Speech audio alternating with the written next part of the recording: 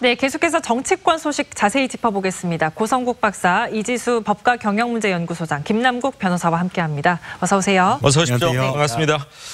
자, 안희정 전 충남지사 구속이라는 최악의 상황은 면했습니다. 구속영장이 기각된 후에 귀가하는 안 전 지사의 모습 화면으로 보시죠. 구속이 되든 안 되든 다 제가 다 잘못한 일이지요. 향후 재판 예. 준비 계획이 있으시다면? 아닙니다. 지금 다른 말씀 못 드리겠습니다. 네, 충분히 소명하셨다고 보세요? 거기까지만 말씀드렸습니다. 그 피해자랑 고소인들이랑 국민들에게 한마디 좀 해주신다면? 말씀드렸던 것 지금 다 제 불찰이고 제 잘못입니다. 부끄럽습니다. 국민 여러분 죄송합니다. 용서해 주십시오. 혐의는 여전히 부인하시는 건가요? 여기까지 하겠습니다.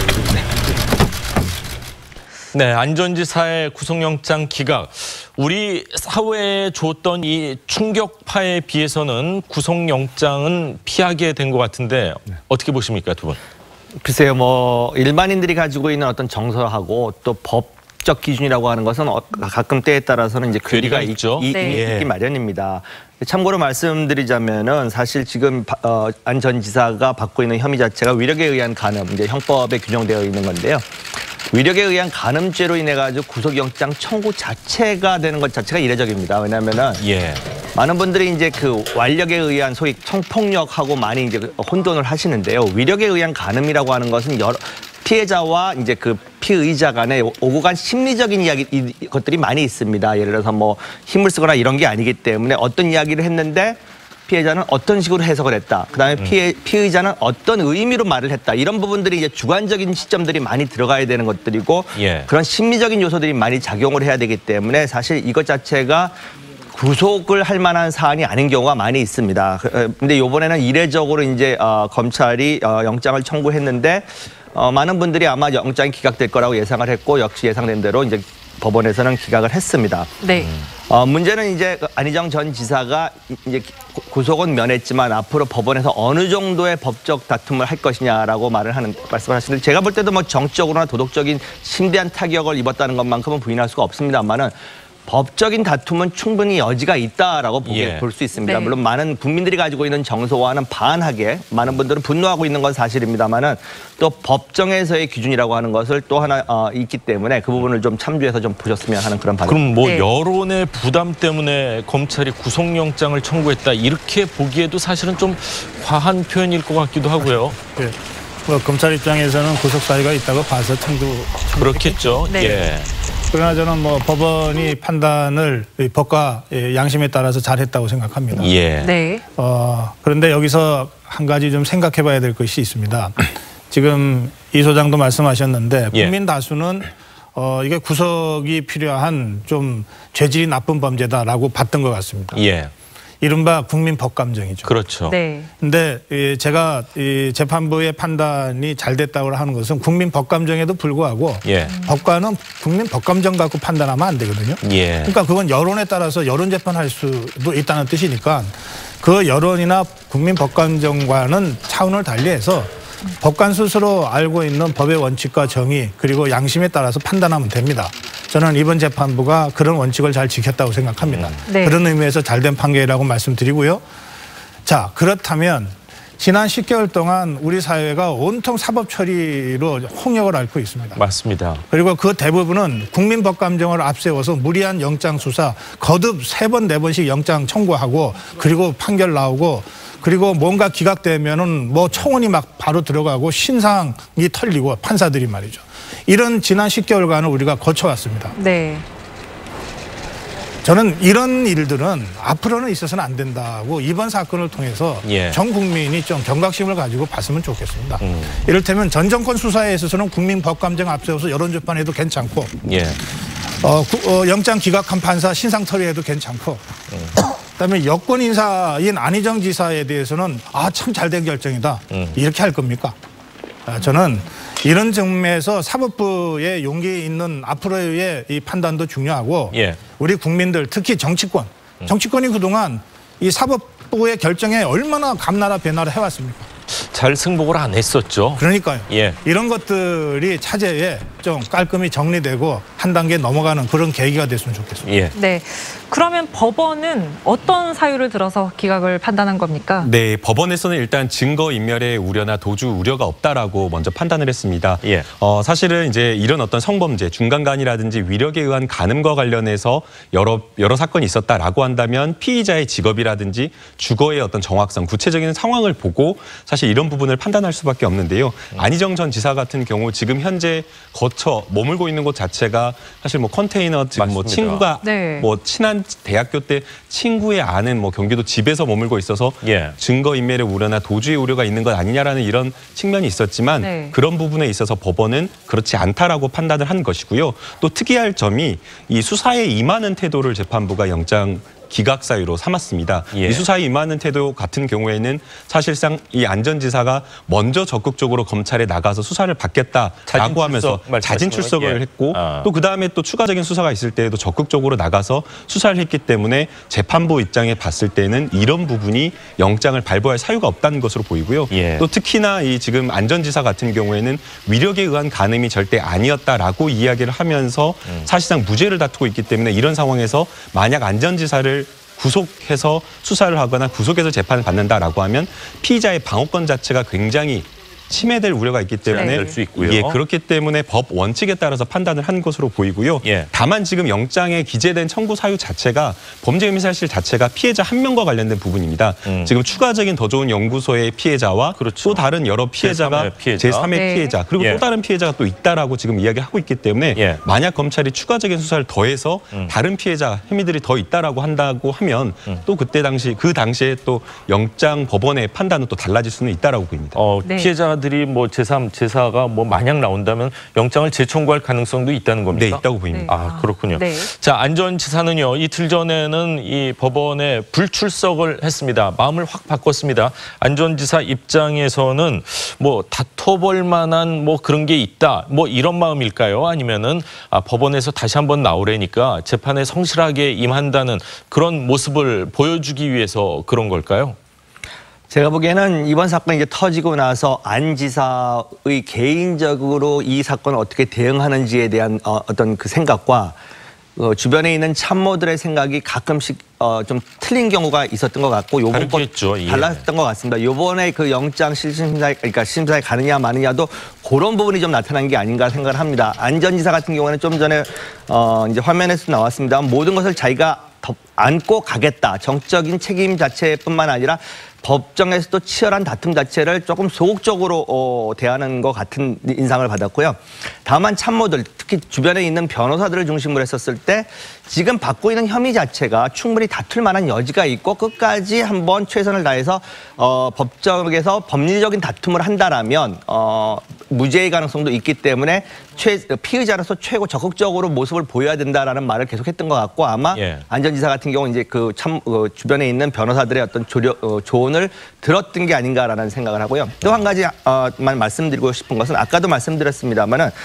사실 뭐 이제 새로운 증거가 나왔느냐라는 것보다는 이 받고 있는 혐의 자체가 검찰도 증거를 지금 들이밀 수 있을 만한 내용들이 아닙니다. 뭐냐면은 오고 간 대화, 당시의 상황, 주변에 그 일이 전개되는 것을 보았던 사람, 목격자 이런 부분들을 가지고 재판이 진행돼야 되는 거기 때문에 결국은 그런 것들에 대한 다툼의 여지가 있다라고 아마 주변에 있는 변호사들은 이야기한 것 같습니다. 예, 네. 고 박사님. 대한민국에서 피의자는 법률가의 조력을 받을 권리가 있잖아요. 그렇죠. 지금 안희정 씨도 변호인단의 조력을 받고 있는 것 같고요. 그 점에서 변호인단은 뭐 두 분 다 법률가이시지만 1차적으로 구속 안 시키는 걸 목표로 합니다. 예. 유무죄를 다투는 건 그 다음이죠. 그러니까 안희정 씨의 변호인단이 1차 승리한 겁니다. 예. 그런데 구속을 면하려면 뭐 사안 자체가 위력에 의한 지금 그 특수성은 잘 설명하셨고요. 그렇다면 자진해서 출석하고 또 인정할 건 인정하고 그러나 확실하게 법률적 범죄가 되는 부분은 유무죄를 다투겠다고 하고 나머지 부분은 다 검찰의 수사나 법원의 심사에 응하는 것이 불구속을 하는데 그러니까 영장을 기각시키는데 법률적으로 필요하다. 저는 이런 변호인들의 판단을 안희정 씨가 받아들여서 움직이고 있다고 생각하거든요. 예. 만약에 그렇다면 그들은 성공했지만 그럼 처음에 자진 출석할 때부터 다 법률적인 검토와 고려 끝에 하고 있는 행동들이다 이렇게 보는 거죠. 예. 그리고 그것은 안희정 씨를 도덕적으로 비난할 일은 전혀 없습니다. 그거는 너무나 당연한 권리를 행사하는 것이니까요. 그렇지만 그러나 이것이 모든 것들이 다 법률적 조언에 의해서 짜여진 각본에 의해서 움직이고 있는 것이라고 한다면 예. 그의 진술과 그의 태도의 진정성이라고 하는 것은 여전히 문제가 제기될 수밖에 없는 그런 상황이라고 저는 생각합니다. 예, 네. 그렇군요. 과연 뭐 기소는 아마 조만간 되겠죠. 기소가 돼서 재판 과정을 한번 유심히 지켜봐야 될 것 같습니다. 자, 다음 이야기를 좀 하겠습니다. 정봉주 전 의원 어제 돌연 정계 은퇴를 선언했습니다. 성추행 의혹이 발생한 당일에 호텔에 있었던 사실이 카드 내역으로 나왔네요. 예, 그렇습니다. 성추행 의혹이 불거진 지 22일 만입니다. 네. 그 성추행 의혹이 처음 불거졌을 때는 정말 정봉주 전 의원 측에서 저게 지금 얘기하는 장면도 나옵니다만 강하게 아주 강력하게 부인했습니다. 예. 완벽한 한편의 소설이다. 또 그 호텔에 간 적이 없고 기획된 대국민 사기극이다.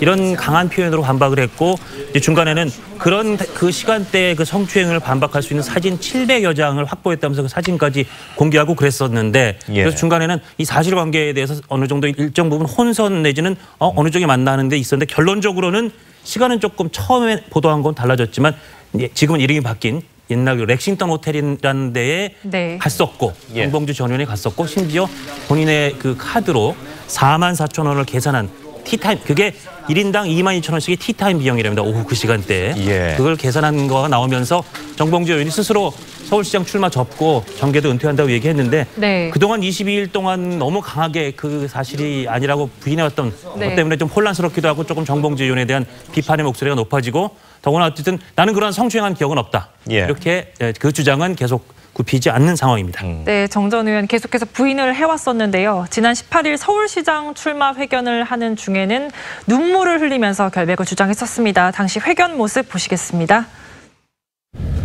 프레시 안에 악의에 가득 찬 허위 보도는 저를 가장 추악한 덫으로 올감했습니다. 하지만 저는 온갖 음해와 모함을 뚫고 제 길을 가겠습니다.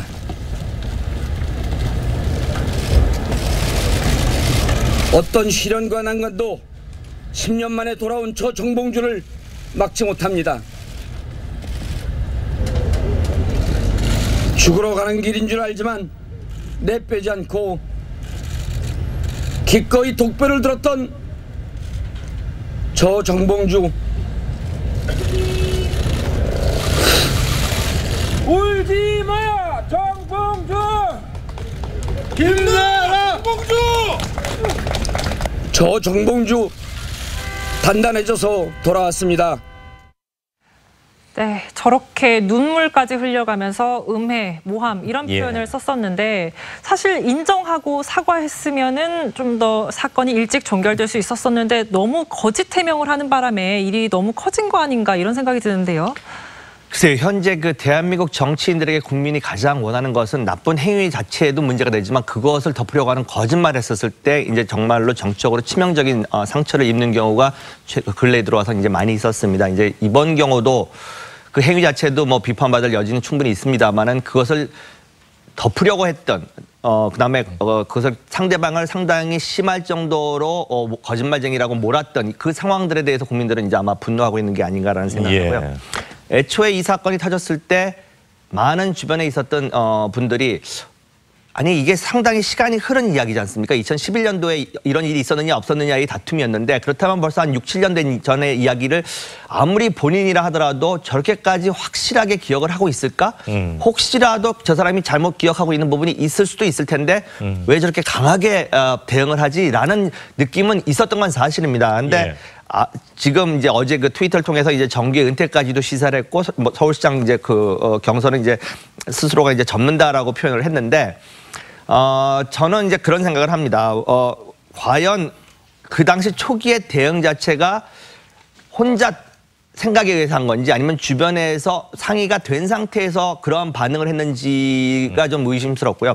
만약에 그것이 주변에 있는 사람들의 말을 듣지 않고선 정봉주 전 의원이 저런 식의 기자회견을 하고 저런 식의 출마 회견을 했다면은 그 부분은 자기가 어떻게 보면은 이제 자업자득이라고 해야 되는 지금 상황에 몰린 게 아닌가라는 생각을 해봅니다. 네. 그 정봉주 전 의원도 진보 진영의 정치 지도자 중에 한 사람 아니었습니까? 예, 이번 사건의 전말 전체가 이 진보 진영의 도덕성에 큰 상처를 남겼습니다.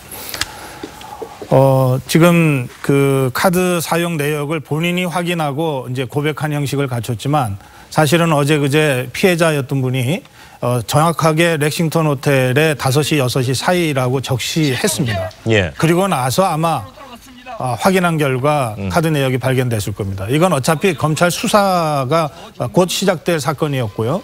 그렇다면 카드 내역은 감출 수가 없는 거 아닙니까? 그럼요. 자, 그렇다면 과연 정봉주 씨가 문득 과거가 생각이 나서 아, 내가 그동안 정말 거짓말하고 잘못했구나 하고 고백한 걸까요? 아니면 만약에 이게 자기 카드를 안 썼거나 현금으로 결제했더라도 고백했을까요?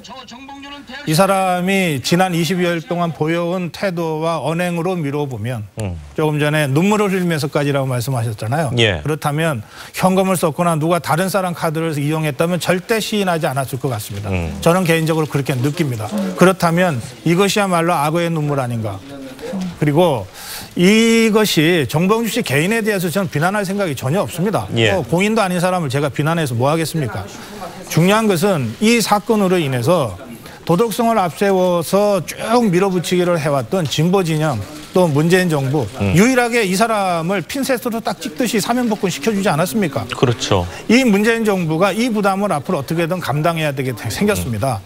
그런 점들이 있기 때문에 이것은 이미 개인적 사건은 아니게 됐다 이렇게 저는 생각합니다. 그렇군요. 네. 자, 고 박사님께서 말씀을 해주셨는데 저는 사실 일주일 전에 점심 너 어디서 먹었냐 하면 잘 기억 안 나거든요. 그렇기 때문에 정봉주 의원을 두둔할 마음은 전혀 없지만 정말 7, 8년 전에 저런 모습을 보였다는 거는 머릿속에 망각을 하지 않았을까 저는 그런 생각도 들고 그런데 본인이 카드 내역 썼던 거를 조금 미리 확인을 했다면 이 혼란들이 좀 줄어들고 시간적으로 많이 절약되지 않았을까 그런 생각이 듭니다. 자, 잠깐 다른 이야기를 좀 넘어보겠습니다. 국방부가 제출한 천안함 영상이요. 원본이 아니다 이런 주장이 나왔는데 공영방송에서 이런 의혹을 제기했습니다. 예, 아까 저희가 리포트로 잠깐 전해드렸습니다만 이제 일단 저희가 이 리포트를 전해드리는 이유 중에 하나가 이게 천안함에 관련된 의혹을 국가기관 방송에서 어쨌든 어제 방영을 한 겁니다. 예. 사실 천안함이라는 건 뭐 아시겠지만 굉장히 우리 국가에서 아주 중대한 문제이고 그 뭐 이 진위 여부를 놓고 논란이 있었지만 사실상 국가적으로 국제적으로 상당히 정리가 된 사안이었는데 그 부분에 대해서 국가기관 방송이 무려 8년 전에 하려던 얘기를 못했다고 지금 한다라는 형식을 빌긴 했지만 이게 그 제기했다는 게 어떻게 보면 우리 사회에서 또 다른 이제 어떤 그 논쟁의 시작을 예고하는 것 같습니다. 간단히 내용만 말씀드리면 8년 만에 공개하는 천안함 보고서의 진실이란 이 내용에서는 천안함 CCTV 복원 영상을 봤더니 이게 당시 보고서에 있는 파도가 높이 일었다는 그 정황과 이 CCTV 영상이 뭔가 부합이 안 되더라. 그런 얘기가 하나 있는 거고 그다음 그 CCTV 영상 복원 영상 자체가 원본이 아닌 것 같더라. 그래서 이제 이런 것들로 그 터잡아 볼 때 하여튼 이 천안함 진실에 조금 의혹이 있다는 취지인데 제가 모르겠습니다. 제 개인적으로는 천안함의 진실이라는 거대한 그 분모에 비해서 이 분자는 그렇게 크지는 않다고 생각됩니다만 하여튼 새로운 논쟁이 시작될 수도 있겠다는 생각은 듭니다. 그렇군요. 자, 천안함 폭침됐을 당시가 금요일로 정말 생생하게 기억이 납니다. 46명 용사들 정말 안타까움이 있는데 우리 용서는 하되 절대 잊지는 말아야 되겠다. 그런 생각입니다. 자, 오늘 말씀은 잘 들었습니다. 감사합니다. 고맙습니다. 고맙습니다.